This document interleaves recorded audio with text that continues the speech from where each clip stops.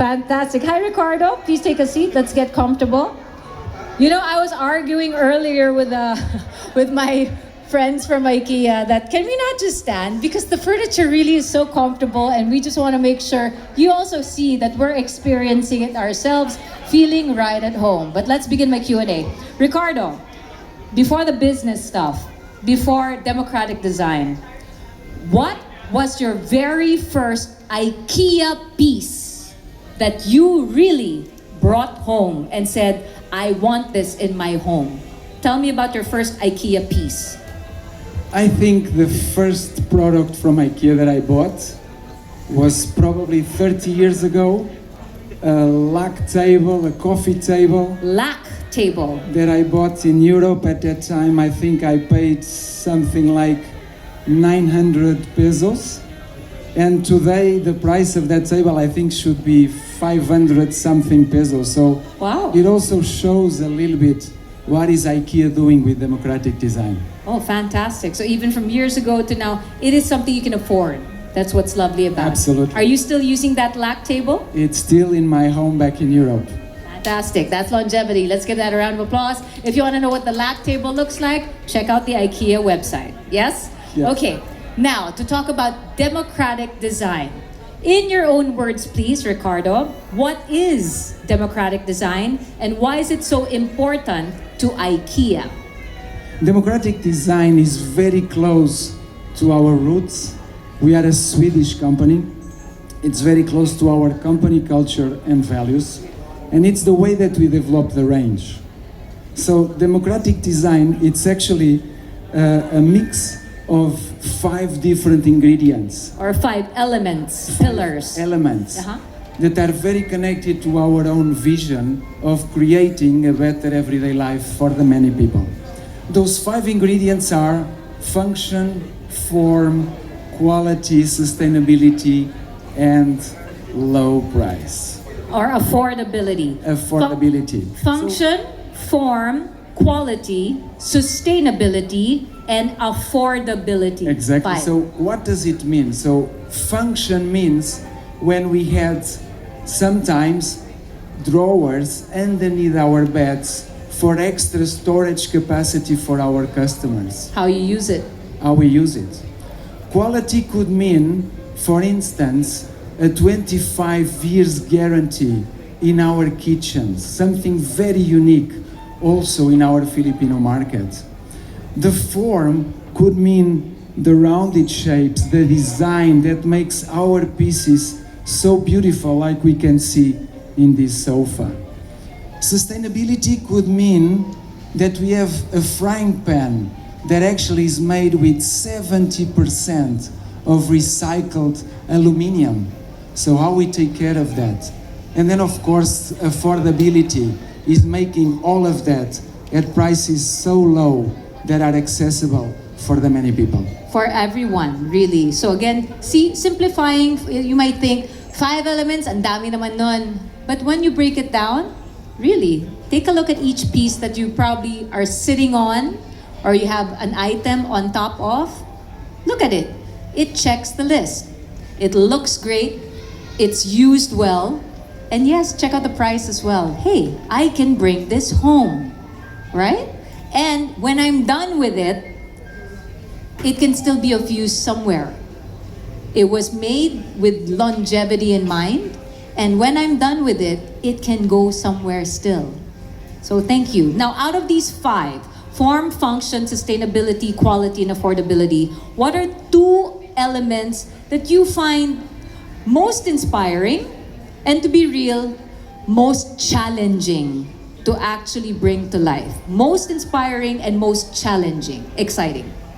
I think both challenging and inspiring is probably the connection between sustainability and low price. Okay. We as consumers in our days, we are very, very often confronted to the situation where we have to choose a more sustainable product, for instance, more sustainable and healthier food that also comes with a much bigger price. Higher price, yeah. So how can we make that balance right?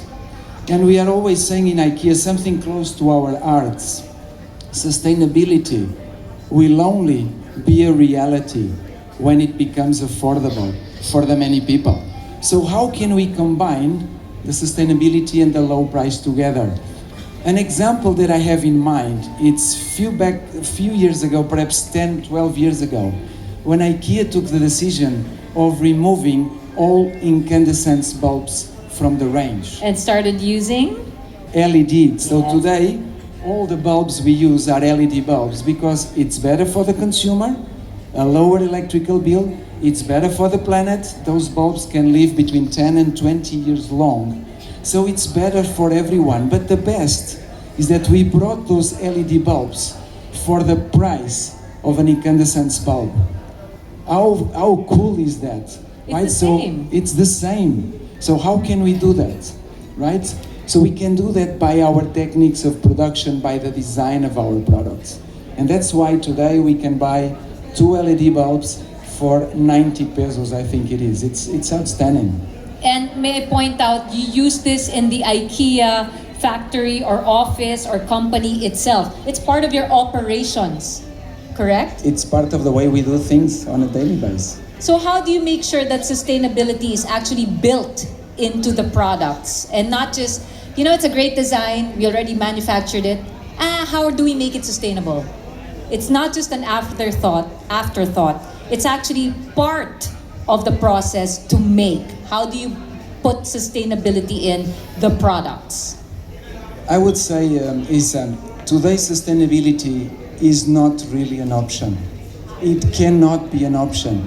It's a must. Oh, okay. So it's not just an idea of like the past 5 years. No, it has to really be that way. It has to be. The planet is screaming to us. Thank you. And we all live in Philippines. We know that we are more effective than many other countries with the weather conditions that are extremely impacted by the impact that we have in the planet.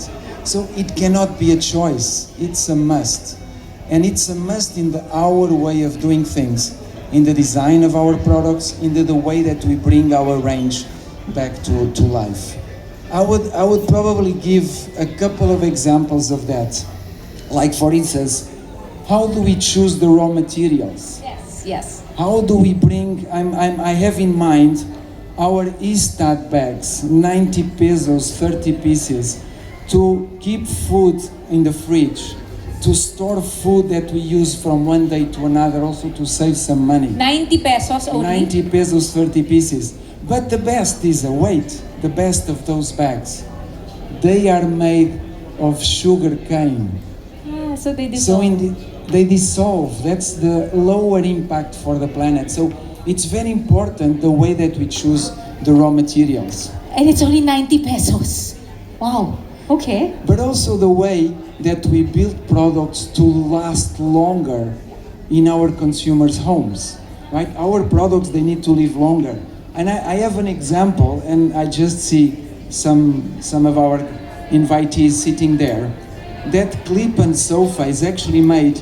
This blue one, this And blue has- sofa right in front of the stage It is? has a removable cover. Yes, that one. So what is the advantage of that removable cover? Actually, we can wash it in the washing machine, and we can put it back again. And in 10, 15 years, what if we just buy a new cover? And but we not still the keep- actual sofa. Exactly. Wow. Right? So this is an example how we prolong the life of the product, also as a sustainability in mind. And perhaps the last example I would use is how we build products from scratch, making sure that in the end of their life, when they will come to an end, they are easily reintroduced into value chain. Again. Again, You how don't can- just throw them away. You can still use them. Exactly. So waste is it's a word that is not a friend of IKEA. We hate waste, and we are always trying to find ways to reduce waste and actually to make sure that the waste is reintroduced into the value chain. Wow, fantastic. Is the word there circular? Circularity. Yeah, circularity. That's what I just described. Fantastic. Can we give Ricardo a round of applause for that, please?